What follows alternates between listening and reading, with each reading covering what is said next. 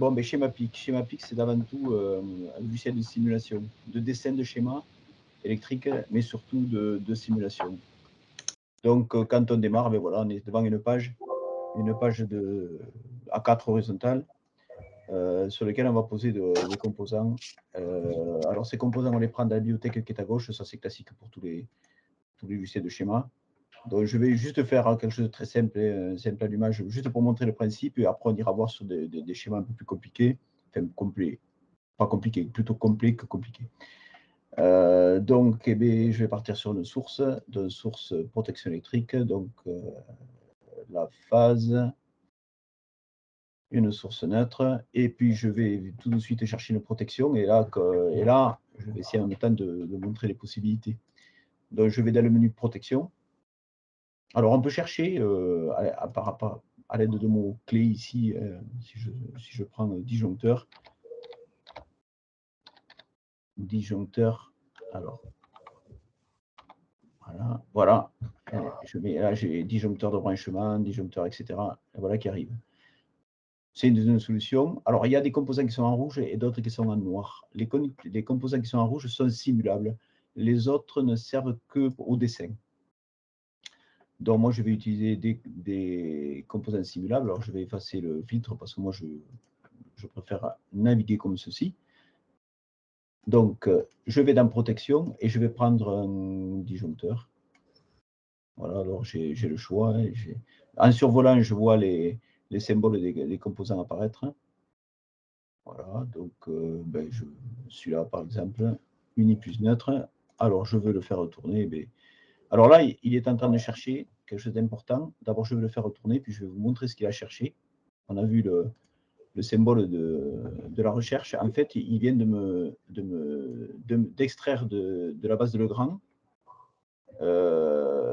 toutes les références actuelles de Legrand possibles. On voit qu'il y en a 8. Si je clique ici, dans cette fenêtre de propriété, je vois que je peux choisir ici le disjoncteur qui me va le mieux. Alors, c'est un C16. Pourquoi c'est un C16 ? Parce que ici est indiqué par défaut 16. Si je mets 10, voilà, à ce moment-là, je fais recherche automatique et il va me trouver, voilà. Alors, j'en ai 2. Hop. Voilà, et automatiquement, alors peut-être qu'on va revenir sur ces 16 juste pour la démo, pas perdre de temps trop longtemps, donc je fais rechercher. Voilà, et là j'ai tout de suite vu la photo à gauche qui s'est mise à jour avec l'image de Legrand. C'est carrément l'image de la base de données Legrand. Si je veux le voir en plus gros, je double-clique dessus et j'ai la photo du disjoncteur qui apparaît. Moi, ça me semble très très important pour l'élève de pouvoir faire l'association borne symbole de schéma et faire la relation entre le matériel réel et la symbolique. Voilà. Ensuite, je vais pouvoir avoir aussi des documents, fiches techniques. Voilà. Tout de suite apparaît ici automatiquement, il suffit de cliquer sur la propriété et apparaît la doc, qui soit la doc de connexion ou la doc technique mise à disposition par Legrand. Je n'ai pas besoin d'aller sur le site de Legrand pour avoir la documentation. Donc voilà, on a mis un disjoncteur. Je vais faire juste un simple allumage pour le principe. Voilà, donc ici la photo elle se met à jour. Je vais donc chercher l'interrupteur. Interrupteur commutateur, interrupteur, voilà, un simple interrupteur. Bon, je vais le mettre sous la forme. Voilà, je l'ai fait tourner et je vais rajouter une lampe. Voilà, une lampe. Et là, la lampe, je vais pouvoir lui donner les caractéristiques que je veux en termes de puissance. Là, c'est une 100 watts, bon, qui serait plutôt résistive, mais je peux avoir une lampe de 45 watts avec un facteur de puissance, si j'ai envie de ne pas d'avoir un facteur de puissance 0,8. Voilà, il m'a automatiquement recalculé, là, ici, voilà. Donc, là, voilà, je peux laisser valeur par défaut. Quand on fait un schéma simple, ce n'est pas la peine de s'embêter. Donc, je vais connecter le neutre. Alors, ce n'est pas un schéma, c'est de simulation, c'est-à-dire que vous ne pouvez pas vous connecter au milieu du conducteur pour calquer à la réalité d'un câblage. C'est-à-dire que sur un câblage, on va d'une borne à une autre. Vous savez, on ne passe pas, on ne va pas couper le conducteur là pour brancher un conducteur. On a voulu garder et coller le plus à la réalité d'un câblage. Donc, il suffit que je me déplace. Dès que j'ai une croix, c'est que je peux me connecter. Je vais sur un point de connexion, je relâche et mon conducteur apparaît. Je termine par le neutre. Je peux évidemment organiser mes conducteurs, mais par défaut, il s'arrange un peu tout seul. Et je veux connecter le PE qui, là, n'est pas actif. On verra que dans d'autres simulations, il est actif. Là, c'est juste pour la représentation schématique. Et là, l'intérêt, c'est que je peux simuler. Donc, j'ai une petite croix ici, une petite roue qui veut dire simulation. Donc, de suite, je vois que le conducteur de face est coloré en rouge, le conducteur de neutre, c'est coloré en bleu. Je ferme mon disjoncteur. Donc, je vois les potentiels arriver. Ça, c'est assez important au niveau des dépannages, parce que là, je me rends compte tout de suite que j'ai phasé neutre au bord de l'interrupteur et que là, c'est dangereux au niveau de l'interrupteur si je l'ouvre. Et donc là, je peux fermer l'interrupteur. Et là, il me dit surcharge, le disjoncteur s'ouvre entre 10 et 38,3. Alors, je me rends compte que quand j'ai saisi ma puissance, j'ai saisi une puissance trop élevée, mais on voit que le disjoncteur a fonctionné et qu'il s'est aperçu que j'étais en surcharge. Donc, je vais voir ce que j'ai fait comme bêtise. Alors, puissance absorbée, non, pourtant. Alors, je vais remettre une valeur correcte. On va voir si ça fonctionne bien. Voilà, attendez, je vais reposer la lampe. Je ne vois pas où je fais l'erreur sur la simulation. Voilà, hop, on y va.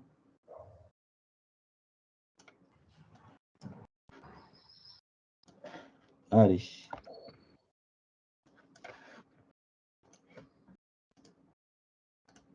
Voilà, donc je vois que ma lampe 100 watts, c'est tout à fait supportable par mon C16. Si, bon, on va essayer de le faire marcher correctement quand même. De puissance, si je mets 4 kg, 4 kg, voilà, 4 kg résistif, je vais mettre. OK, de là, je reconnecte. Et là, voilà, mon disjoncteur me dit que ben là, j'ai une. Alors, je ne sais pas pourquoi il me donne une puissance qui n'est vraiment pas correcte. Alors, je suis sur une version d'évaluation aussi, là. Donc, il est possible, puissance normale absorbée 4 kg, résistance, ça a l'air de fonctionner. C'est une version bêta. Ouais, c'est une version bêta. J'en profite pour tester en même temps parce qu'il faut que je le teste. Ouais, Henri est en train de tester la version bêta de la nouvelle version qui va sortir au mois de. Si vraiment j'ai d'autres bugs, je prendrai une autre. Bon, alors. J'arrive à tester quelque chose de quand même de correct. Bon, on le voit fonctionner quand même, parce qu'au niveau des calculs, on voit qu'il calcule la réalité, mais ça ne correspond pas à ce que j'ai réglé. Puissance absorbée 1000 watts.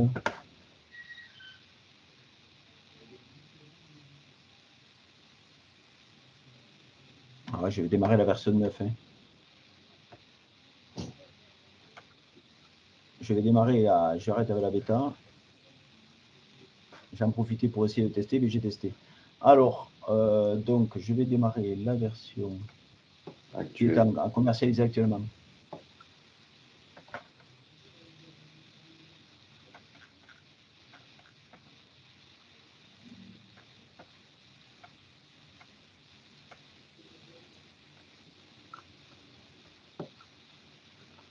Bon, c'est pas aussi compliqué pour démarrer chez Maplic. C'est que là, je suis en train de chercher une version correcte. Voilà. De là, on devrait démarrer.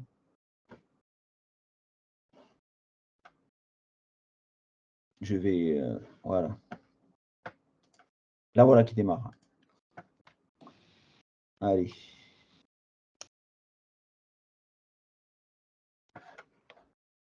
Nouveau. Voilà, de là, il va chercher les bibliothèques.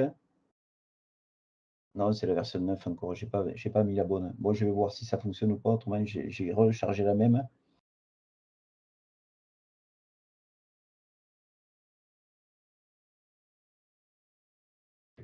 Ah, je sais pas. Allez.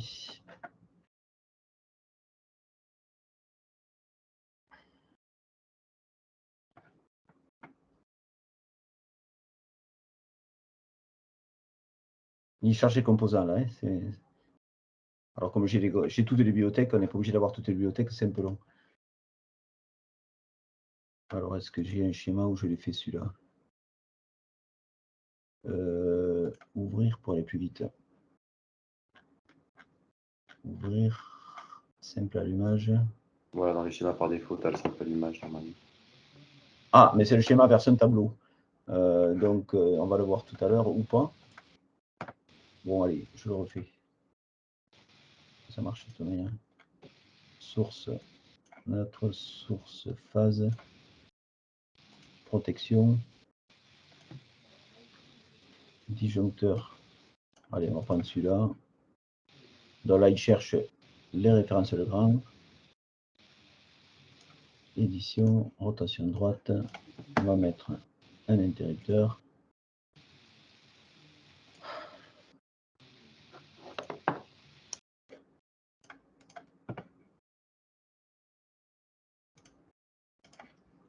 Un récepteur. Bon, ça risque de rebugger parce que j'ai pas pris la bonne version. Encore une fois, je suis allé trop vite. Donc, je vais positionner plutôt le neutre ici, mais je peux le mettre n'importe où. Là, je vais zoomer pour que vous y voyez un peu plus. Ok, allez, je me dépêche.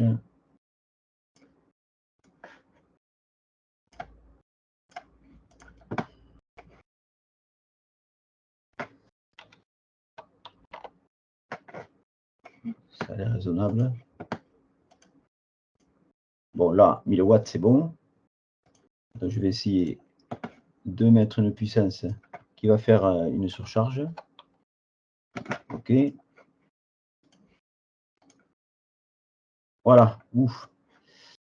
Donc, là, ça semble plus raisonnable. Hein. Donc, 4000 watts, j'ai 17,39 ampères, donc au-dessus du C16, et il me donne une indication, c'est un courbe C que j'ai mis, il me donne une indication, donc, minimum et maximal du temps de déclenchement, entre 718 et 2000 et quelques secondes.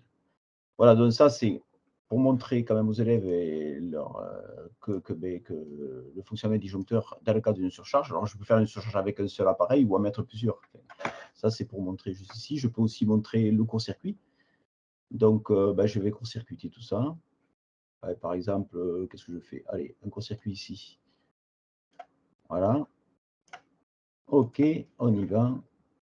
Donc, c'est parti. Je ferme l'interrupteur. Court-circuit.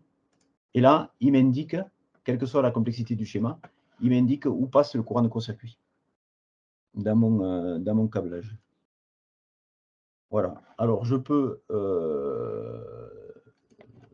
faire un peu d'élect théorique, c'est-à-dire, un peu et beaucoup même, brancher des appareils de mesure, par exemple. Alors, il y a wattmètre, voltmètre, ampèremètre. Voilà. Hop. Et là,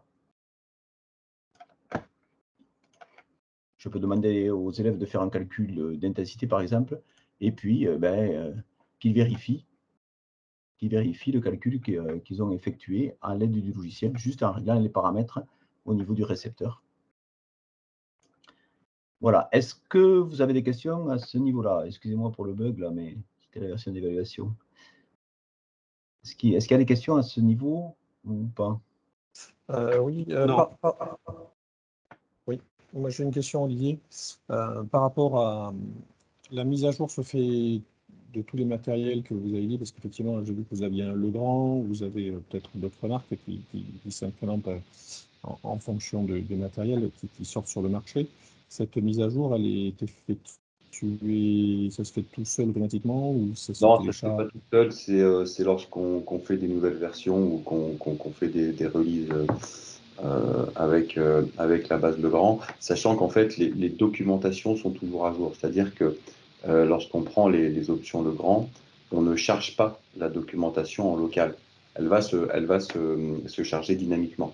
Donc, à partir du moment en fait, où il y a un nouveau composant dans la bibliothèque Schemaplic, ça va chercher automatiquement le composant correspondant chez Legrand. Et les ressources que vous voyez, donc les notices, les photos, etc., tout ça, ça va les chercher directement sur Internet, sur le site Legrand. En fait, c'est un lien direct vers la ressource Legrand. Et c'est cette ressource-là qui est tenue à jour par Legrand, en fait. Ok. Voilà, ça nécessite une connexion Internet, mais voilà. Donc, si je me mets en courbe B, par exemple, si je lance la recherche, voilà, il me sort, voilà, il me sort une référence en courbe B. D'accord. Et par contre, effectivement, ce que vous voyez là, donc c'est vendu sous forme d'une option. Hein, c'est une petite option en plus. C'est la plus petite des options d'ailleurs qui est proposée. Et donc qui accompagne à partir de la version premium, c'est-à-dire lorsqu'on prend la bibliothèque électrique standard. Voilà. Donc, autrement, par rapport aux fonctionnalités, là, c'est le plus simple. J'ai fait évidemment le simple allumage, quelque chose le plus simple possible. Bon, ben alors, je vais peut-être montrer autre chose qui est déjà complété, mais en le commentant. Donc voilà, donc on peut faire tous les schémas de base et on peut aussi faire de l'automatisme et on peut aller jusque schéma d'automatisme. Voulez-vous fermer le schéma? Oui. Sauvegarder, non. Alors, ce que j'avais prévu de vous montrer, mais je pourrais montrer autre chose quand même. Schéma récent. Donc, on va prendre celui-là. Voilà. Donc, par exemple, je vais expliquer le schéma de l'isolataire TT contact direct. Alors, moi, je m'en sers comme pour présenter aux élèves, hein, mais on peut demander aussi aux élèves de faire un exercice dessus, de changer les valeurs. Mais moi, je m'en sers même déjà pour expliquer ce que c'est que le schéma de liaison-latère TT. Donc, on voit un transformateur tri avec la liaison du neutre côté transformateur. Là, je n'ai pas mis de prise de terre parce que je veux montrer le contact direct. Donc, il y a quand même, comme pour l'installation réelle, un 500 milli type ES. Alors, je peux ici changer la valeur du retard, 80 millisecondes. Je peux changer la valeur de mon calibre, le calibre I du seuil magnétique. Et je peux changer la sensibilité. 0,5 ampères, je suis ici, donc 500 milli. Et j'ai un autre qui est un différentiel 30 milli, donc 0,03 ampères qui est ici. Et je vais montrer ce qui se passe lorsque quelqu'un va toucher la phase. Donc, je simule, je vois ma phase, mon neutre, je ferme mon différentiel, je ferme mon interdiff. Voilà. Et donc là, la tension de contact qui va apparaître, c'est 230 volts. Donc, qu'est-ce qui se passe lorsque je touche? Je suis parcouru par un courant électrique de 224 mA, aux alentours de 124 mA. Si je fais OK, l'interrupteur différentiel Q2 s'ouvre instantanément. OK. Et de là, on voit qu'on a en plus sélectivité. Et la sélectivité, donc, du fait qu'ils sont retardés, on peut changer le retard et voir qu'il y a plus sélectivité si j'ai envie de montrer qu'il y a plus sélectivité. De là, un exemple qui permet de simuler le schéma isolataire en cas de contact direct. Donc, je vais juste aller un peu plus vite et montrer ce que ça peut donner en contact indirect. Donc, j'arrête la simulation, je ferme le schéma et j'attrape le deuxième que je voulais vous montrer. Voilà, donc là, je suis en schéma terre TT contact indirect. Alors, il y a un récepteur qui est comme tous les autres récepteurs ici. Voilà, je peux le déplacer, voir à quoi il ressemble. Voilà, c'est un récepteur. Et je rajoute un récepteur qui va me servir de résistance d'isolement. Donc, je le mets comme il faut, voilà, ici. La masse qui arrive ici. Et j'ai le bonhomme qui va toucher, il va venir toucher la masse de mon appareil en défaut ou pas en défaut. Alors, pour le mettre en défaut, il suffit de changer la valeur de la résistance d'isolement. Ici, j'ai 500 ohms, donc forcément, je suis en défaut. Je vais commencer ça avec 500 kg, qui est la limite pour laquelle il n'y a pas de défaut.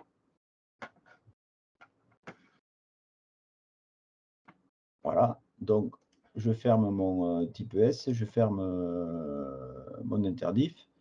Donc je vois, alors qu'est-ce que je vois ici? Ben, je vois que le potentiel du neutre remonte bien par la protection électrique, hein, et donc j'ai bien mon neutre qui est sur la carcasse de mon appareil électrique, remontant par le conducteur PE. Et donc je vais toucher, et là je crains rien, puisque ma tension, ben, elle est nulle, hein, puisque j'ai le PE qui est bien raccordé. Ici, il n'y a pas de souci, je n'ai pas de défaut, il n'y a pas de problème. Donc maintenant, on va provoquer un défaut. Et provoquer un défaut d'isolement, ben, c'est baisser la résistance d'isolement. Ben, je vais mettre 500 ohms, par exemple. Voilà, ma résistance d'isolement qui est ici. Je ferme mon disjoncteur de branchement. Voilà. Et là, avant que la personne ait touché, bien sûr, l'interrupteur différentiel Q2 s'ouvre instantanément. Celui-là. Et comme il y a sélectivité, c'est le seul qui va s'ouvrir. Si ici, par exemple, je n'ai pas sélectivité, c'est-à-dire que ben, je mets 0 en temps de retard. Alors, est-ce qu'il me l'a pris? Pas sûr. Non, je n'ai pas validé. 0, je valide ici. Voilà, 0, je vérifie, mais normalement c'est bon. Voilà, donc maintenant je refais le défaut. Et bien, le disjoncteur Q1 s'ouvre, je n'ai pas sélectivité. Le disjoncteur Q2 peut s'ouvrir aussi. Voilà, et donc ça permet de voir simplement, de manière visuelle, la sélectivité. Maintenant, je vais remettre mes 80 millisecondes de retard ici, pour juste refaire une autre manip. Donc là, c'est en millisecondes, ouais, c'est ça. Donc, il faut que je valide correctement. Voilà. Et maintenant, ben, je vais oublier de raccorder le PE hein, de mon installation. J'ai mal fait ma liaison de conducteur de protection. Que va-t-il se passer? Ben, rien, ça ne déjoncte pas. Aucun moyen de détecter le défaut. Par contre, là, je vais avoir une tension de contact de 230 volts. Donc, la personne va venir toucher la carcasse métallique. Ben, voilà, elle va être parcourue par un courant qui peut être dangereux. Et bien là, dans ce cas-là, l'interrupteur différentiel va quand même s'ouvrir. Voilà. Alors, on peut voir comme ça, on peut montrer, et là, les schémas sont prêts, hein, d'un schéma PIC. On peut voir comme ça tous les schémas isomataires. Le IT, le TT, le TN, TNC. Voilà. Est-ce que vous avez des questions là? Dites-moi si...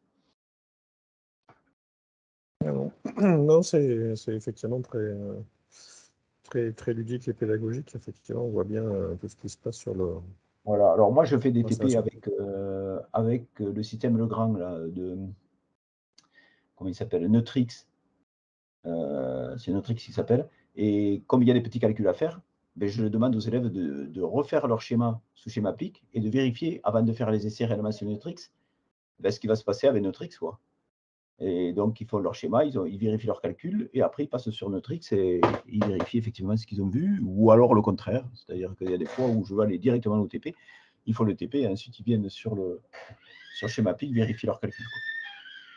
Voilà, ça permet de faire de l'électrotech sans trop faire de calculs. Mais... Voilà. Et je précise aussi que le TP Neutrix, il y a un TP qui est tout prêt et disponible gratuitement en téléchargement sur le site internet aussi. Il suffit de télécharger en fait tout le TP, il y a une fiche pédagogique, des exercices, les fichiers SchémaPIC, une vidéo de présentation, etc. Et vous récupérez directement tout ça, vous l'ouvrez avec SchémaPIC et c'est exploitable directement. Il y a des exercices, des corrigés, etc. Par exemple pour la maquette Neutrix, on a aussi pour d'autres maquettes, hein, que vous pourrez voir sur le site. Alors ça, c'est la version avec la bibliothèque ELEC. Je vais vous montrer de suite la version avec la bibliothèque Tableau. Donc Tableau, c'est une autre option qui permet d'avoir une représentation effectivement beaucoup plus réaliste des composants, surtout quand on veut faire du câblage de tableau électrique. Henri va vous montrer. C'est assez bluffant. Alors, je vais essayer d'attraper le bon parce que j'en ai préparé plein, mais je ne vais pas tout montrer. Alors, Tableau TT indirect, il s'appelle. Tableau TT direct d'abord. Ouais, elle est celui-là. Alors, il se charge, les composants sont un peu plus lourds. Et voilà. Et là, maintenant, on a des composants qui vont ressembler vraiment à des composants que je vais trouver dans mon installation électrique. Donc, ici, disjoncteur de branchement. Alors, je vais zoomer sur le disjoncteur de branchement. Voilà, avec toutes ces caractéristiques. Ici, bon, je l'ai réglé sur 30. Mais si je veux le régler sur 15, voilà, je règle sur 15 et l'affichage 15 apparaît ici, hein, se met à jour. Dans le bouton test, on va voir qu'il est actif, le bouton test différentiel. Et ici, j'ai un petit tableau, une rangée. Vous voyez qu'on peut mettre des peignes. Voilà, ici, je mets mon peigne. Voilà, j'ai une barrette de terre. Alors, moi, j'ai implanté 2 piquets de terre. Le piquet qui représente la terre du côté du neutre, du côté du transformateur. On verra qu'il y a une autre solution après, mais là, bon, c'est plus visuel pour montrer ça. Et puis ici, le piquet de terre que j'ai ici avec ma barrette de terre, mes potentiels. Et donc, je vois que je peux mettre du tube aussi, passer des conducteurs qui ont une tête de conducteur. Donc, je peux les modifier. Voilà, je peux les éditer, changer leur section. Voilà, si j'ai envie, là, je suis en du 1,5 rouge. Si je veux prendre du 4 carré, là, voilà, il s'épaissit un peu. Voilà, en rapport un peu plus avec la réalité de ce que j'ai envie de faire. Bon, on va simuler. Et puis là, j'ai deux barrettes juste pour faire toucher le personnage, c'est tout, pour montrer la manip du TT qu'on peut faire autrement, quoi. Donc, si je me mets en simulation, les capots se ferment. Et donc, je recommence, pardon, je suis en édition. Là, je vois les bornes de branchement. Je peux faire mes connexions. Une fois que je mets sous tension, je ferme les capots. Mais je peux à tout moment aller voir ce qui se passe dedans. Donc là, pour ça, je vais dans affichage et je peux régler la transparence des capots. Donc, vous voyez, quand vous voyez apparaître les conducteurs à l'intérieur. Voilà, donc je vais, bon, peu importe, je me mets comme ceci. Je suis en simulation, donc je vais fermer mon disjoncteur. Voilà, je peux tester mon différentiel, ici. Et il fonctionne vraiment, c'est-à-dire qu'ici, si je me mets, et il vient de s'ouvrir, si je veux tester celui-là, comme je suis hors tension, il ne va pas marcher. Le test ne fonctionne pas. Donc, il faut vraiment que l'appareil soit sous tension. Maintenant, mon test de différentiel ici, il fonctionne. Donc, je ferme mon C10 ici. Et je vais faire l'autre manip, mais qui est quand même beaucoup plus compliqué à comprendre sous cette forme-là, mais qui est la réalité d'une installation, qui ressemble plus à la réalité d'une installation. Et je vais me faire toucher mon bonhomme, et voilà. Et comme tout à l'heure, donc, le différentiel Q2 s'ouvre instantanément. Là, je peux directement ouvrir ma barrette pour dire la liaison neutre de la Terre, elle est interrompue. Qu'est-ce qui se passe dans le cas de contact dans ce cas-là? Rien de particulier, ça va être la même chose. Donc, je réarme. Voilà. Bon, j'avais pas, je tiens toujours. Hein. Voilà, j'ai la même chose. Voilà. Donc, ça, c'est la version tableau. Donc, je peux installer mes composants. Alors, on va aller voir les composants de tableau rapidement. Pas tous, parce qu'il y en a. Donc, appareil modulaire, par exemple, disjoncteur. Voilà, disjoncteur. Alors, c'est le même, hein, il suffit, il n'y a pas des C16, des C10. Vous avez compris le système de schématique. C'est qu'il faut que moi, après, ensuite, j'aille régler, prendre le bon. Voilà, il charge la base. Et là, ici, si vous avez l'option, là, je suis en C16, mais si je veux un C10, je mets 10. Hein. Voilà. Et donc, je suis. Alors, c'est un courbe D, ici. Hein. Si je mets un courbe C, voilà. Alors, est-ce qu'il a pris? Voilà, c'est 10. L'affichage sur le composant s'est mis à jour automatiquement. voilà pour cette démo. Puis je vais voir l'équivalent. Qu'est-ce que je veux mettre? Qu'est-ce que je peux vous montrer? D'abord, est-ce que vous avez des questions là? Pardon. J'oublie de vous demander si vous avez des questions. Non. Ça Non, va non, c'est vraiment une super présentation et moi, c'est un outil qui me correspondrait bien par rapport au niveau CAP. Au niveau CAP, hein? Ouais, je comprends. Alors, on peut faire carrément. Alors, on peut faire aussi de la mise en place de matériel sous petite goulotte. Donc, moulure. Hein. Ici, vous avez le matériel. Le matériel pour. Alors, on va prendre une moulure de 20. Hop, voilà, moulure de 20. Je peux avoir la moulure, le coude. Donc, je mets le coude. Et puis, je vais mettre une moulure de 20 dans l'autre sens. Et bien, pour la mettre dans l'autre sens, il suffit que je fasse comme. Bon, le schéma PIC, il est conçu pour qu'il n'y ait pas d'aide. C'est-à-dire que l'élève, intuitivement, se débrouille. Il n'y a pas à lire tout un document, à lire, ou que vous fassiez un cours très sophistiqué ou très long pour leur montrer. Il suffit de leur montrer une fois. Et puis voilà quoi. Donc là, Alors, ici, par acquis de conscience, par acquis de conscience, on a quand même fait un guide utilisateur de 80 pages. oui, Mais en fait, effectivement, il est très peu utile. voilà. Peut-être pour aller chercher le mot de passe par défaut pour la partie auteur. Voilà. Mais il ne faut pas que la prise en main du logiciel nous fasse perdre du temps, quoi. En tant que formateur, ça vous le savez de toute manière. Donc, et là, maintenant, vous voyez l'appareil qui se commande et qui fonctionne. Voilà, et la connexion. Moi, j'ai deux questions. Oui. La première, c'est donc en ce qui concerne la version tableau, là, celle que vous êtes en train de nous démontrer.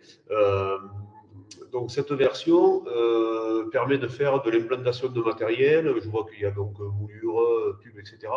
Voilà. Donc par contre, l'implantation de matériel ne se fait qu'avec cette version tableau. Il n'y a pas d'implantation de matériel sur la version que vous avez présentée au départ. Non, c'est la version, la bibliothèque ELEC, c'est la version de schéma développé multifilière. D'accord. Est-ce qu'il y a donc deuxième question, est-ce qu'il y a une relation entre le tableau que vous avez fait là en présentation et la représentation unifilaire du schéma? Mais non, et ça, c'est des questions qui est pédagogique importante. Non. Alors pourquoi? Parce que c'est deux schémas indépendants. Mais par contre, moi, ce que je fais, c'est que ce schéma-là, vous avez vu le précédent, soit je l'ai fait faire, c'est le même que j'ai fait en contact direct, le contact direct. Vous pouvez le dessiner à côté, si vous avez envie.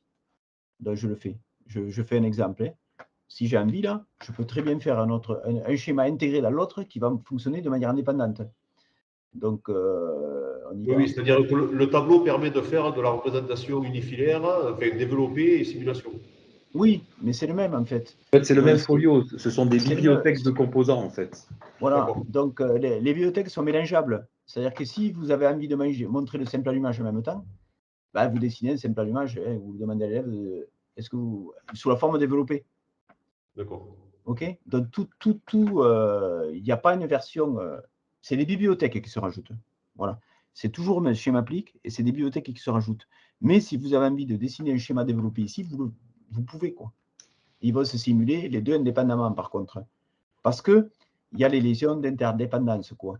Si celui-là s'appelle Q1, je ne peux pas appeler celui-là Q1. Quoi. D'accord. Si je mets une protection ici, ce n'est pas raisonnable. Quoi. Parce que je me retrouve Vous avec le même folio.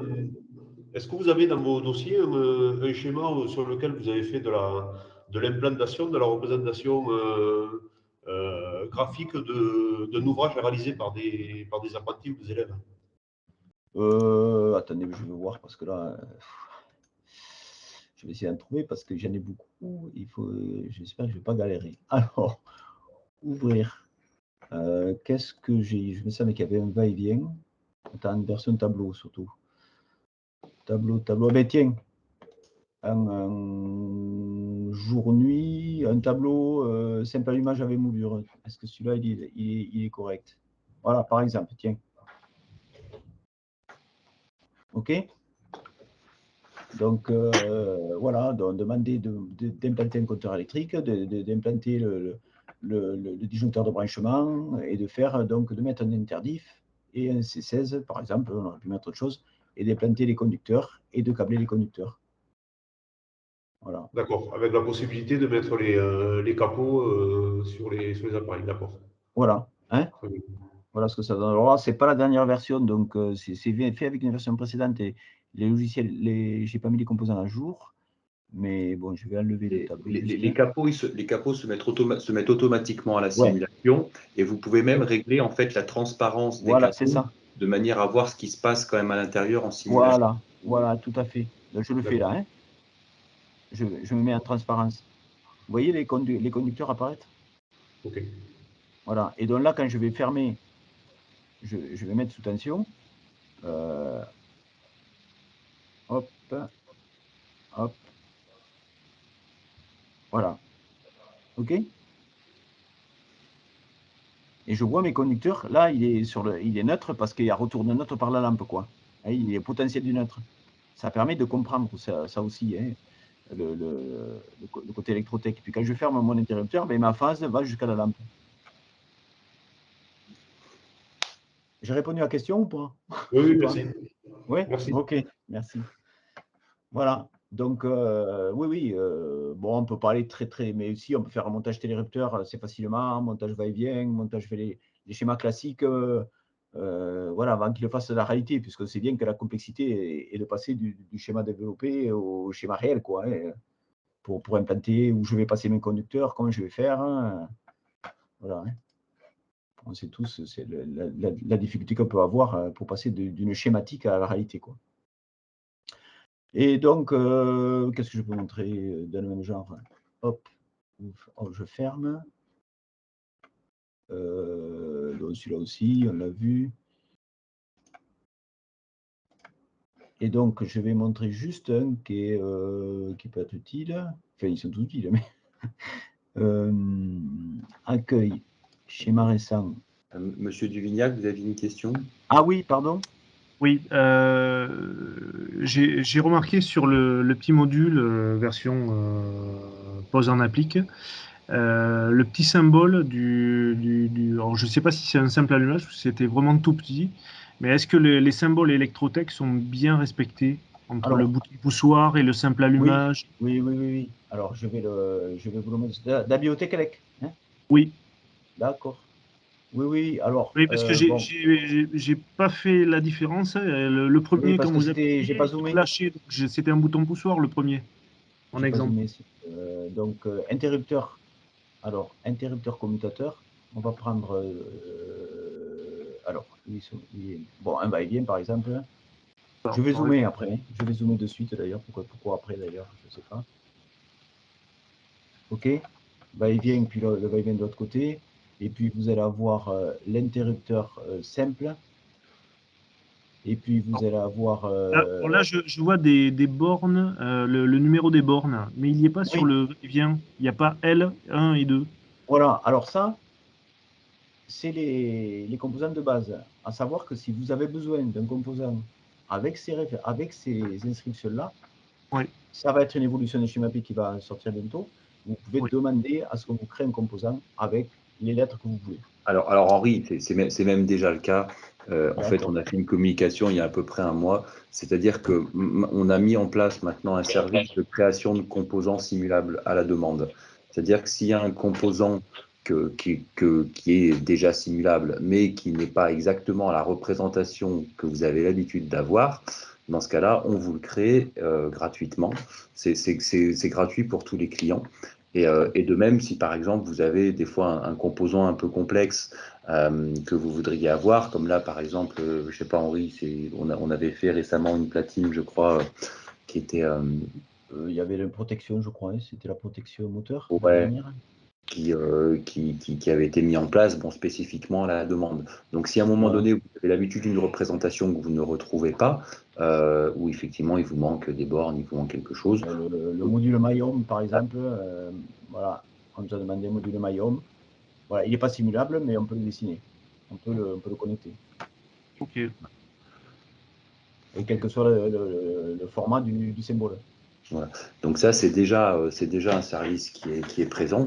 Donc voilà, je dirais pas de panique si jamais vous ne trouvez pas exactement le symbole que vous avez l'habitude d'utiliser. Parce que même des fois, pour certains symboles, il y a plusieurs représentations qui peuvent être possibles. Oui. Et certains préfèrent utiliser l'une que l'autre.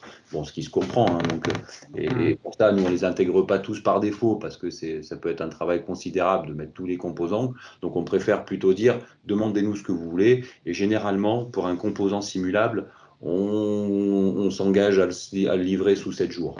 Voilà. Donc, ça veut dire... Parce que, en fait, plus vous avez de composants, plus la bibliothèque va être lourde à charger. Et on sait tous très bien que sur une DAO, on utilise très peu de composants par rapport à la masse qu'il y a à la base. Donc, ça arrive à passer du temps à charger une bibliothèque qui n'en finit pas. Autant avoir que les composants qui nous intéressent. Quoi. Ok. Mais à savoir que c'est tout à fait flexible. Et voilà, vous demandez, bon, voilà. Si j'ai répondu? Oui. Oui. Okay. Non, après, c'était pas forcément sur ces symboles-là, c'était plus le symbole qui apparaît sur l'appareillage. Sur tableau. D'accord. Tableau, ouais. Ah oui. Tableau. Ok. Alors ça, là, il c'est pas apparaît. si vous voulez, là, on n'a pas voulu coller à un fabricant. Hein.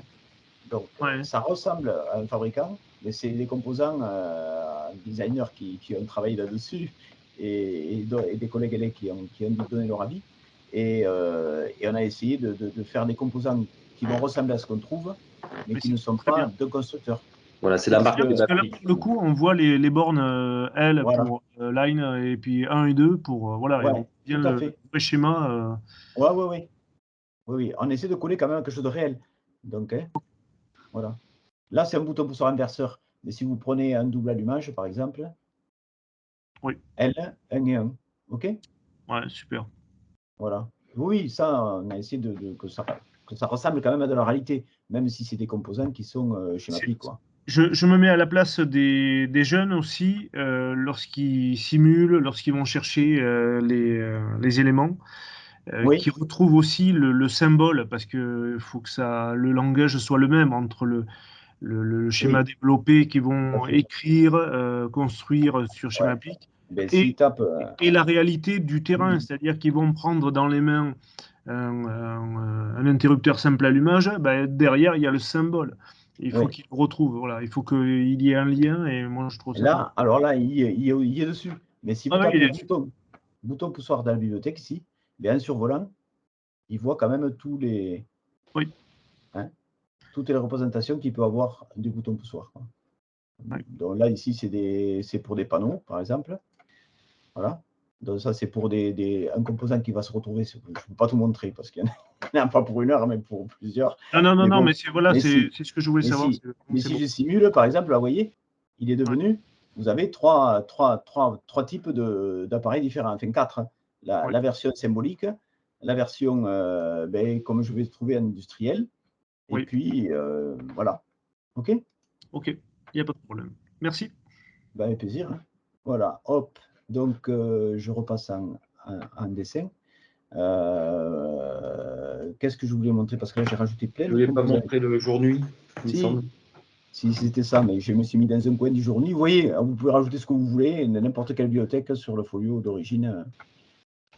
Hop, je supprime ce que j'ai fait.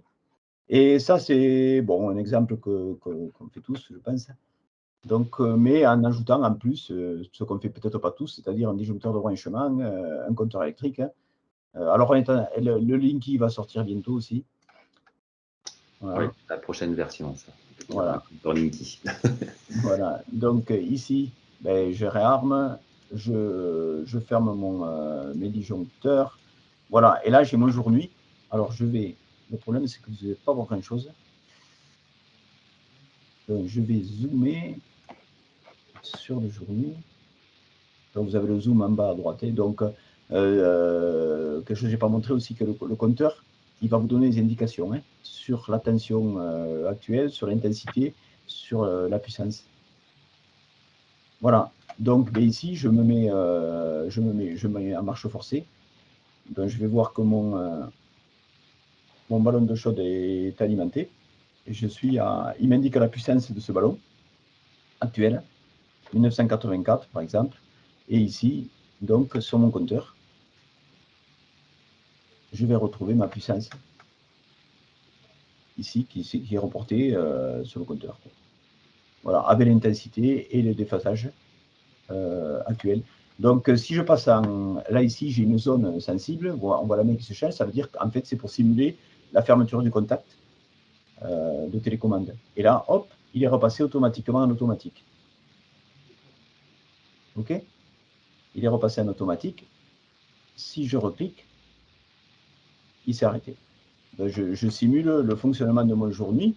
Et ici, je simule en fait l'état de mon contact quand il passe automatiquement de ouvert-fermé. Voilà. Ça va ou pas? Si vous avez des questions là sur cette manip-là, ou c'est bon? Non. OK? Voilà, et donc là, on a mis des tubes, on a mis, bon voilà. Qu'est-ce que je peux vous montrer? Alors, on va aller sur un plus gros schéma. Bon, peut-être davantage pour les bacs pro, mais pour montrer un peu ce que ça peut faire. Il y a juste un truc, c'est le contact C1. Ouais, il est là. Ce qui simule lorsque vous appuyez sur la façade pour simuler l'interrupteur.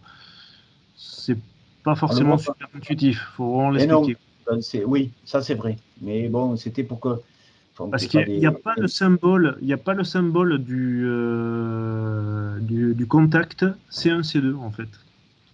Ben, dans la réalité, comme ça. C'est parce qu'on a essayé d'aller sur un. On pourrait rajouter le symbole. Hein. Oui, parce qu'il y est en fait physiquement sur le compteur et il devrait y avoir le symbole d'un simple allumage, quoi. On pourrait, mais à ce moment-là, il faudrait le mettre sous le capot parce qu'il n'est pas dessus, quoi. Oui, non, pas dessus. Il faudrait le mettre là. Au moins dessous, comme ça, ça pourrait. On pourrait le rajouter en transparence et le voir, oui. Oui, c'est vrai, c'est une bonne idée. OK. À faire passer pour qu'on voit si on arrive à modifier l'image. Il faut voir comment. Bon, OK. Mais merci pour la question. Et puis, on va fermer le schéma du tableau. Oui. Non. Et puis, juste un plus gros schéma. Alors, schéma récent. Puis peut-être qu'un schéma d'automatisme aussi. Donc, qu'est-ce que je voulais vous montrer? Celui-là. Ça, c'était dans la dernière évolution, l'avant-dernière évolution de Schemaplic. Bon, vous reconnaissez un poste. Voilà. Donc, il y a un poste intégré à l'intérieur comme composant. On implante ici le piquet de terre du côté du neutre, la liaison à la terre du côté du neutre, et on demande à l'élève de faire la liaison donc, du neutre, c'est-à-dire du point étoile de nos secondaires et transformateurs, de rajouter ici le conducteur de neutre pour comprendre ce que c'est que le neutre, d'où vient ce fameux neutre. Voilà, je crée mon neutre en sortie de mon transpose distribution et je le mets à la terre. Évidemment, je choisis ici, alors j'ai cliqué trop vite, voilà, je choisis ici la résistance de neutre, Rn, et la résistance ici, Rn de neutre. Et puis sur les autres folios, alors je ne l'ai pas dit, mais on peut créer autant de folios qu'on veut. Donc si je vais sur le folio 2, ici j'ai un tableau triphasé avec un compteur triphasé, un disjoncteur triphasé, les fusibles EDF sur ma logette là, 3 disjoncteurs tri, un interhoraire, voilà. Et ça c'est un schéma typique de luminaire extérieur, quoi, dans une rue. Voilà. Et on a aussi la possibilité de faire des départs en câble. Hein. Donc, pour savoir que ce câble, c'est le même que celui-là, ils s'appellent tous les deux de la même manière. Donc, si je zoome, parce que je vais un peu vite là. Mais c'est pour vous montrer les possibilités après. Quand on a besoin, on cherche. Il n'y a pas de souci, ou on vous pose la question. Mais DE2, ça veut dire que ce câble part d'ici, dans la gaine DE2, il ressort de la gaine orange ici, rouge, et il va se connecter au deuxième lampadaire. Voilà, avec une câblette de terre comme on nous le demande pour des luminaires, et puis là, un troisième folio avec un troisième luminaire. Voilà, donc si je mets en fonctionnement ce système, et je ferme le capot. Alors je vais peut-être le fermer carrément parce que là, c'est compliqué à voir. Voilà, je suis à presque voilà, je suis à 100%. Et là, je vais avoir mes indications en triphasé. Évidemment, il simule aussi en triphasé. Je ferme mes disjoncteurs. Je peux tester mes différentiels si j'ai envie. Hop, hop, hop. Voilà. Là, pour le CM2, la simulation de l'interhoraire, ce n'est pas du tout à programmer. C'est juste de la simulation où j'appuie ici sur la marche forcée du contact. Je ferme mon contact.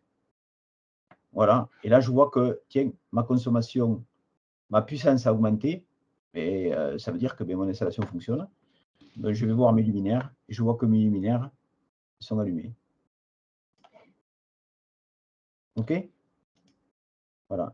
Et ici, c'est un composant qui permet de faire des défauts d'isolement, qui est d'un schéma applique, c'est-à-dire que celui-là, je peux le brancher entre la Terre, ici, et une phase, et puis provoquer un défaut d'isolement, comme on a vu tout à l'heure, quoi.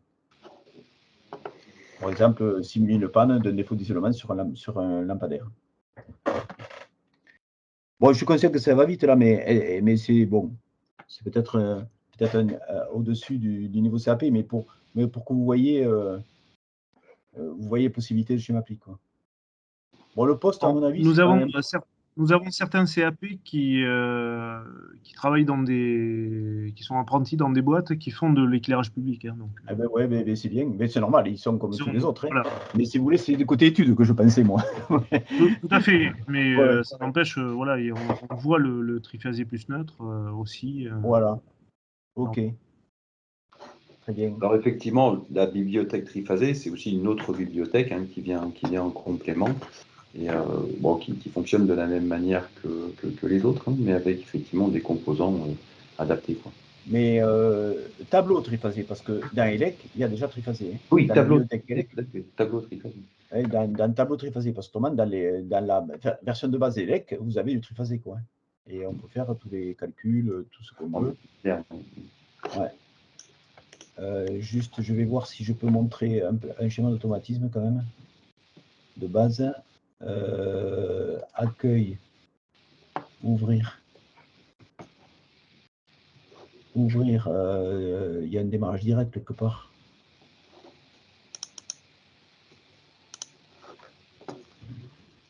Oui. Alors, est-ce que je l'ai mis où? Tu n'as pas mis un moteur ou...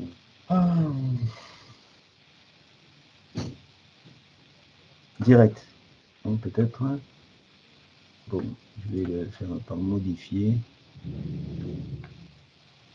C'est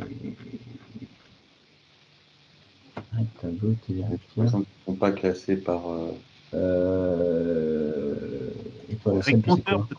Avec moteur ou démarrage. Bon, ben là par exemple, on va faire celui-là. Je ne sais pas s'il fonctionne, ça c'est un essai, mais bon, pourquoi pas. Donc voilà ce que ça peut donner en automatisme sur 2 folios. Donc là, on va voir, bon, il y a des réglages, vous allez voir. Donc ça, c'est, je ferme mon sectionneur moteur. Bon, évidemment, on peut mettre un disjoncteur, hein, c'est juste pour montrer là. Voilà, là c'est un étoile triangle. A priori, c'est un étoile triangle. Donc, je ferme mon appareil.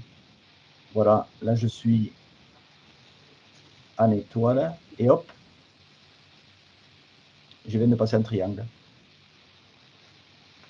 Voilà. Donc, on peut faire du schéma d'automatisme. Et ça, c'est un thermostat qui a été rajouté. Donc, ici, si je survole, alors je peux me mettre ici, je ne sais pas sur quelle zone je suis, je peux fermer mon thermostat en marche manuelle. Mais je peux aussi, voilà, augmenter, voilà. Et la valeur de consigne de température, pas de consigne, la valeur de la température, ici. Et je vois mon contact. Alors, c'est un schéma compliqué pour montrer ça, mais on peut faire un peu simple. Hein. C'est-à-dire que vos thermostats, vous pouvez les faire bouger en fonction de la température que je bouge ici. Voilà, hop. Voilà. Qu'est-ce qu'on a d'autre? Bon, il y a des questions sur les schémas de ce type. Bon, c'est pas un récent, mais il fonctionne toujours. Voilà. Ce schéma-là, Est-ce que vous avez des questions par rapport à ça, par rapport aux questions automatisme ou par rapport au schéma Indus? C'est bon pour moi aussi. C'est bon? Alors j'entends Olivier, mais moi j'aurais une question pour Olivier du coup. Ouais. C'est parce qu'en fait, bon, vous avez donc ces produits qui font de la simulation, donc sur de l'utilisation, etc. Est-ce que chez Mapic traite les installations photovoltaïques? Oui. Oui. Oui, bonne question. Alors, c'est toi qui aurais dû la poser, Olivier. Hein. Merci, Laurent. Alors, pas photovoltaïque en site propre, mais photovoltaïque connecté. Donc, je vais essayer d'en faire un là, parce que ça, c'est en cours de finalisation, mais allez, on en fait un. Hop, nouveau. Donc, je l'ai montré tout à l'heure. Alors, qu'est-ce que je vais faire? Le plus simple possible. Je vais prendre une source en mono, je vais mettre en mono. Je prends une source directement en phase plus neutre. Je prends, je vais prendre une protection pour simuler ma maison. Protection pour un départ, et je vais mettre qu'un seul récepteur pour gagner du temps. Un bipolaire, voilà. Je vais le mettre dans l'autre sens tant que j'y suis. Édition, rotation. Bon, je vais faire un copier-coller pour aller plus vite. CTRL-C, CTRL-V, il est là, il apparaît. Je vais prendre un récepteur qui va simuler l'installation de ma maison. Je vais mettre peut-être un disjoncteur de plus de branchement. Voilà. Celui-là, je vais le mettre dans l'autre sens. Voilà. Et je vais mettre des récepteurs. Un récepteur pour gagner du temps. Voilà, alors je peux mettre un récepteur type résistif, hein, c'est pas un problème, c'est juste pour la manip. Et là, je vais prendre dans source des panneaux solaires. Il y en a deux types, mais le dernier qui me semble moi le plus intéressant, c'est celui-là, avec onduleur intégré. Voilà. Donc, c'est des panneaux avec onduleur sur chaque tableau. Sur chaque panneau, je peux en mettre deux pour les mettre en dérivation si je veux. Donc je vais connecter mon panneau, par exemple ici. Mon installation principale de ma maison, elle est là. Voilà. Hop, je câble mon neutre. Je câble. Alors, on y va. Je vais trop vite. Il faut bien soulever la souris quand la croix apparaît. Donc là, je me mets comme ça. Alors, voilà. Est-ce que ça va suffire? Et je vais rajouter un wattmètre. Voilà.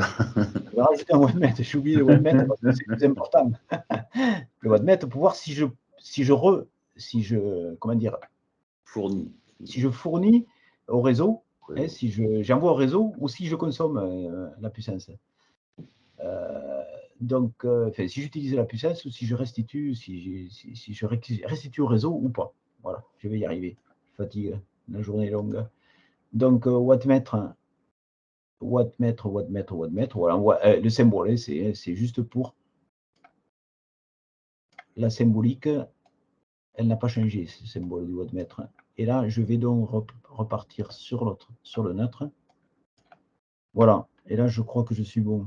Alors, je vais pas régler les puissances, c'est pour voir, juste. Tu relis pas les deux panneaux? Non, c'est pareil. Non, on verra après. Je les ferai après ou pas, on va voir. Donc, je mets en route. J'ai 100 watts. OK? Je pourrais avoir une puissance plus importante. Et maintenant, mes panneaux, je les mets en fonctionnement. Et je vois que je suis à moins 150. Là, je vois que je suis en train de restituer au réseau. Si je veux changer la luminosité qui arrive, la lumière qui arrive sur mon panneau, je sélectionne mon panneau, je le survole, c'est tout. Et là, on voit la puissance donc fournie par le panneau qui baisse. OK?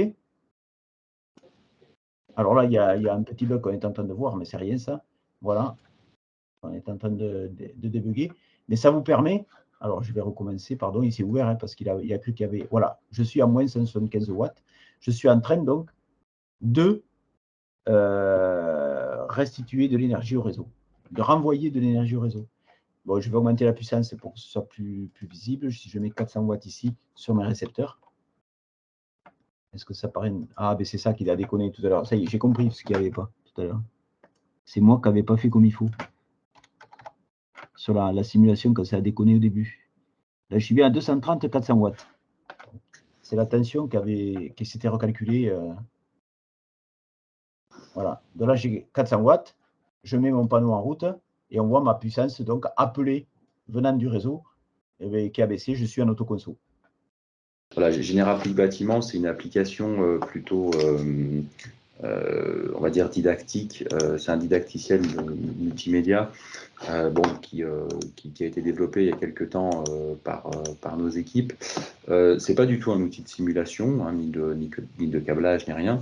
C'est vraiment un outil qui est plus d'ordre du didacticiel, donc un condensé de cours avec des animations qui vont permettre de montrer les principes de base du câblage et de l'installation dans le bâtiment. Donc on a plusieurs modules avec des leçons, hein. C'est vraiment un module qui se veut théorique, pratique et interactif dans lequel l'élève va pouvoir réaliser des exercices, etc. Il y a des petits quiz qui sont proposés. Et donc, on fait tout un travail sur donc le tableau de répartition. On va détailler ensuite chaque pièce, donc la chambre, la chaufferie, le bureau, la salle de bain, etc. Et à chaque fois, en partant du contexte d'une installation qu'on souhaite réaliser, le plan architectural qui va être proposé pour cette installation. Donc, on va prendre par exemple la salle de bain. Donc, on va partir du plan architectural qui est proposé. Donc, on place, à chaque fois, on part de cette image d'un immeuble, hein, et on va venir se contextualiser où est-ce qu'on va réaliser le câblage. Voilà, on a le plan architectural de l'ensemble de l'étage. On situe la salle de bain et on va se focaliser en fait sur l'installation de la salle de bain. Donc on va détailler l'ensemble de l'appareillage qui va être proposé sur le plan, et après on va venir voir de quelle manière on va le retrouver au niveau du tableau et au niveau du câblage qu'on va devoir faire, donc aussi bien du câblage du tableau, mais surtout du câblage des équipements, les passages de coulottes, etc. Voilà. Donc là en détail, on dit qu'il y a un chauffe-eau accumulation qui est placé au-dessus donc de la baignoire. Là, comme c'est une salle de bain, on va détailler donc au fur et à mesure les différents volumes, etc. Voilà. Donc vous voyez, et on demande effectivement de survoler pour bien mettre en évidence où se situent les volumes. Voilà. C'est quelque chose qui se veut effectivement assez interactif. On va pouvoir survoler effectivement les tirer à quel endroit, dans quel volume on va pouvoir mettre tel ou tel appareillage, etc. Voilà. Et ensuite, après, donc, on peut avoir des petites activités de ce type-là. On va dire, tiens, où est-ce que je vais pouvoir mettre tel... je vais devoir nommer mes volumes. Et puis ensuite, voilà, par exemple, voilà, je vais mettre des valeurs au hasard. Voilà, je vais pouvoir avoir une correction qui va me dire est-ce que ma réponse est bonne ou pas. Alors oui, ces éléments-là sont des bonnes réponses, hein, ce sont bien les bons volumes. En revanche, j'ai pas mis les bonnes mesures. Donc, alors je crois que ça doit être quelque chose comme ça. Voilà. Voilà, à partir du moment où c'est bon, là, j'ai pas de réponses qui reviennent à leur place, donc c'est que tout est OK. Et donc, je peux quand même aller voir les commentaires qui sont proposés. Voilà. Donc ça, c'est plutôt des outils que je dirais que les formateurs ou les enseignants mettent à disposition les élèves, notamment quand il y a du travail en demi-groupe, par exemple. C'est-à-dire, on fait travailler un groupe effectivement en atelier, puis l'autre groupe va pouvoir prendre une partie du temps pour revoir des notions de cours qui sont proposées dans l'outil et réaliser les activités qui sont indiquées, quoi. Voilà. Alors généralement, ça se fait quand même sur la recommandation du formateur qui va préconiser certains points à voir en fonction du chapitre de cours qui est traité à l'instant T. Voilà. Et donc, on détaille l'ensemble des pièces, donc la salle de bain, le bureau, la chaufferie, la chambre. Et il y a également quelques vidéos sur des gestes techniques. Par exemple, voilà comment on va dénuder un conducteur avec une pince à dénuder, comment on va passer des conducteurs avec l'aiguille, etc., etc. Donc, c'est des petits accompagnements, on va dire. Ça ne remplace pas la pratique et ça ne remplace pas, je dirais, ce que vous faites. Mais ça peut venir accompagner, ça peut faire un rappel. Voilà, certains établissements le mettent aussi en libre service sur les PC, lorsqu'il y a des salles de ressources informatiques, par exemple, où les élèves peuvent aller, quoi. Voilà. Donc voilà, grosso modo, un peu ce que reprennent ce type d'outils-là. On a un glossaire avec un ensemble de définitions reliées au contexte du cours qui sont également proposées et qui permettent, voilà, encore une fois, de continuer un peu à se former sur le domaine souhaité. J'ai essayé de faire court, là. C'est intégré à Schemappli? En fait, c'est pas intégré à Schemappli, c'est quelque chose qui vient à côté, c'est un outil qui vient à côté, qui s'installe en plus sur les postes, des élèves, quoi. D'accord. Voilà. Concernant les produits, que ce soit donc Schemappli ou Généraplique, on est sur des versions monoposte ou vous avez des produits qui sont installation réseau? Alors, pour Schemappli, pour Généraplique bâtiment, c'est des installations classiques, hein, qui se font au poste.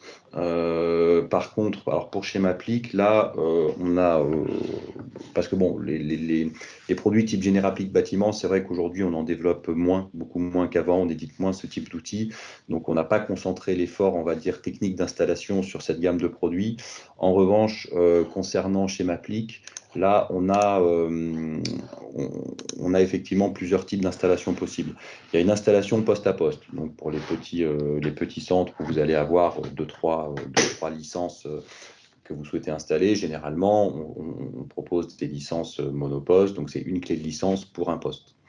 Après, vous avez des installations en réseau à l'intérieur de l'établissement, c'est-à-dire que vous installez une clé de licence spécifique réseau sur un poste dans l'établissement, et tous les postes qui sont situés sur le même réseau que celui-là peuvent venir interroger ce poste qui est considéré comme un serveur de licence et demander à pouvoir lancer Schemappli.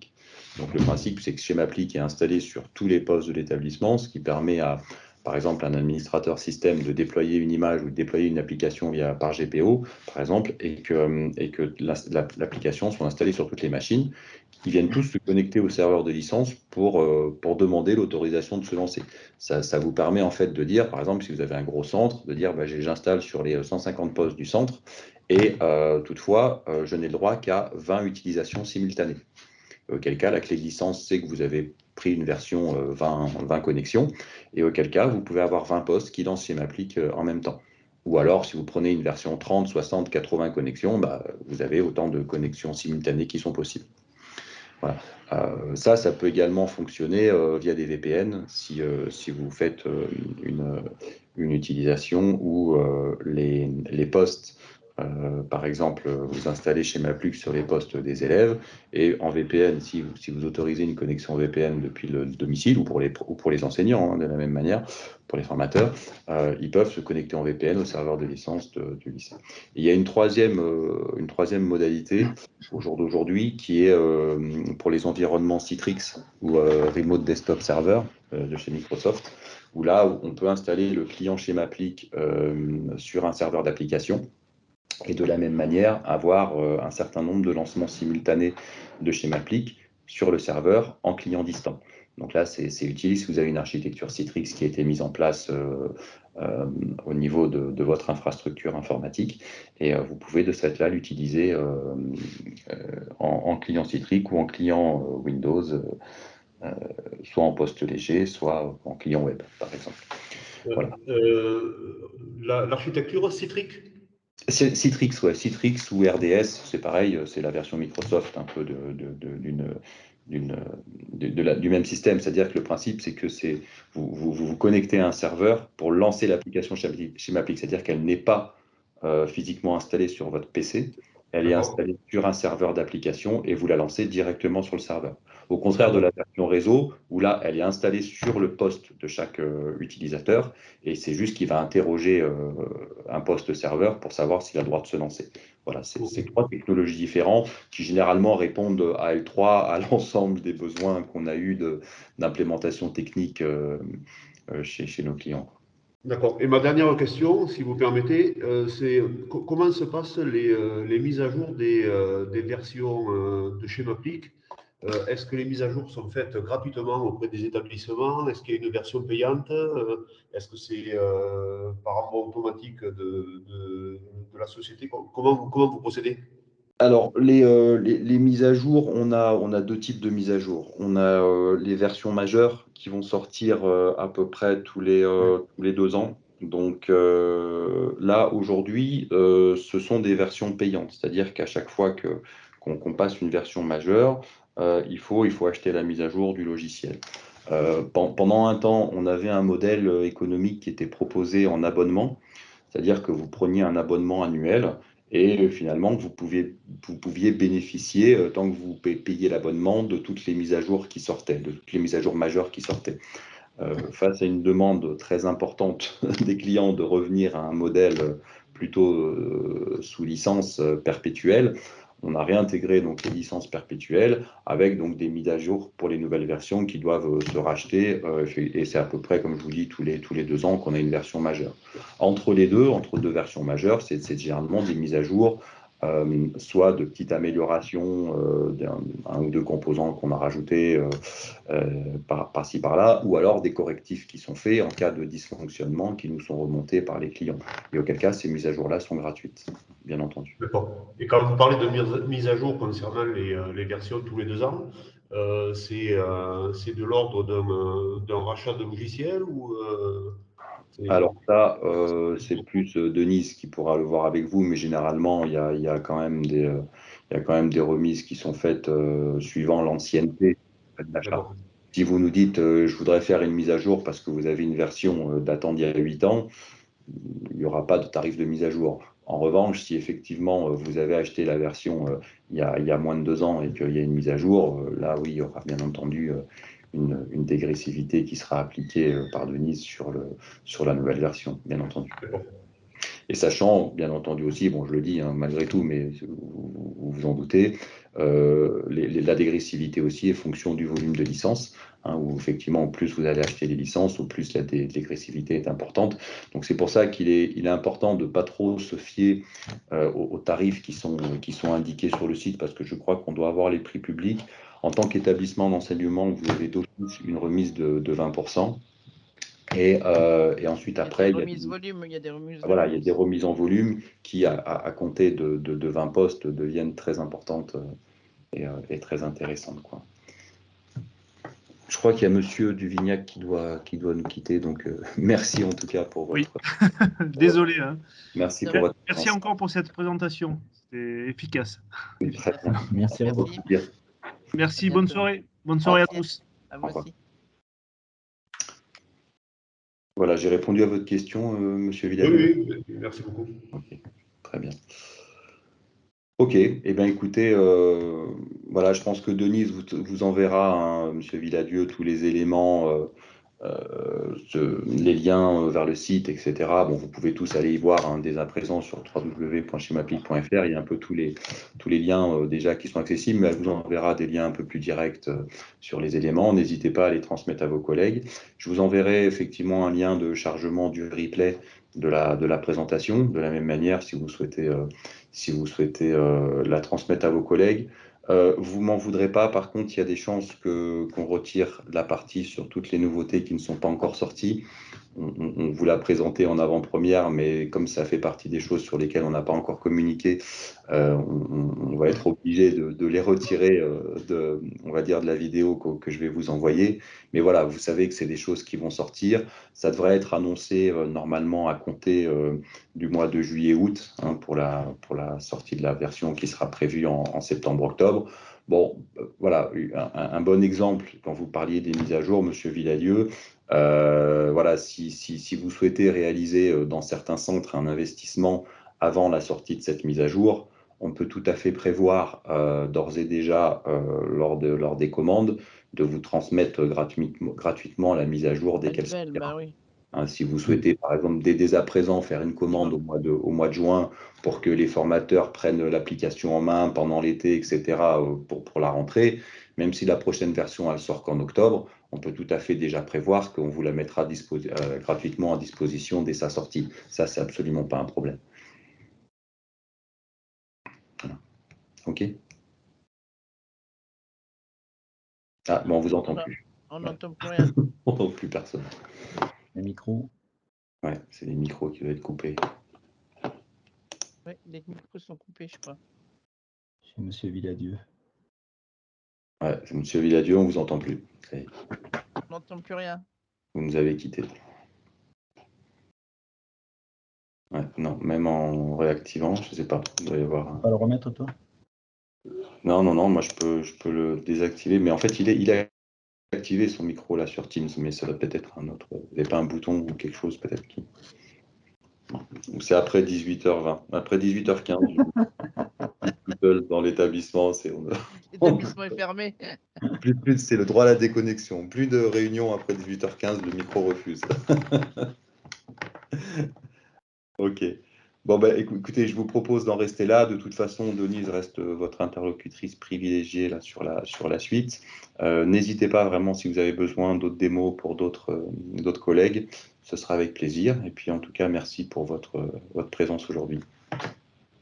Merci à vous. Merci de cette présentation. Merci. Alors, bonne soirée à tous. Bonne soirée. Bonsoir à tous. Eh ben, bonne soirée à tous. Merci. Merci Henri pour ta présentation.